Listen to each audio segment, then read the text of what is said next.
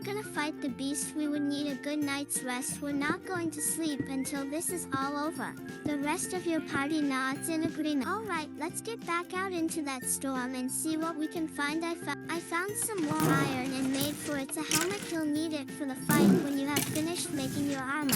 You notice the others are starting to look quite tired. Decided to get some sleep. Tomorrow was gonna be a big one. We had to keep our heads on a swivel after slaying what felt like hundreds of mobs. You take the helm and go forth into the maze-like halls of the dungeon. The others follow close behind you, casting spells and making their way through the twisting passageways.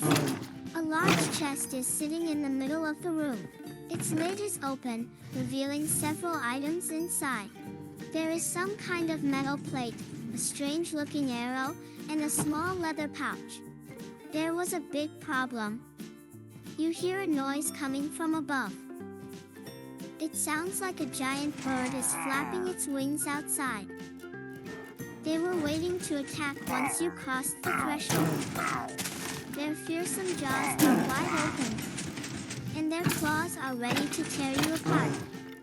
There is no time to talk or strategize. The monsters are strong, but they aren't nearly as quick as the demons you fought earlier in the dungeon. Behind them were chests full of the best loot. Diamonds, gold, and a glittering pair of golden boots lie scattered around the room. This is a map of this part of the catacombs. You are standing in the center of the map, marked with a small red dot. I collected some more sheep for the farm. A giant polar bear statue. A large, white, life-sized statue stands motionless near the entrance to the room. Its leg is painted with a dark red paint. Next, you move around to the bear's head. You dig deeper into the bear's skull until you reach the brain.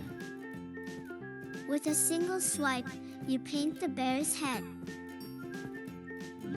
You turn to your companions and point to the giant bear's massive hind legs. You look around the room for inspiration. Then you realize that the solution might be staring you right in the face. You build the head of the polar bear. You take the remaining leg and begin to push it along the ground, dragging the rest of the statue toward the opening. I make some materials. The panda from earlier helped us to build the base. Construction begins quickly and efficiently. In no time, the wall is complete. Now comes the work of sanding down the rough stone. The animals of this world all cower and fear to the monster. It wouldn't be very much of one without at least a few beds. The first thing that needs to be done, though, is to build some more tables. There's plenty of space in the house, but there aren't enough places to put things. Fox noticed that there isn't enough furniture in the house for everyone to have a place to sit. The panda suggests turning the west room into a study, and the whole group seems pleased by the idea. The bear moves some of the furniture from the dining room into the study. I packed up to leave the base.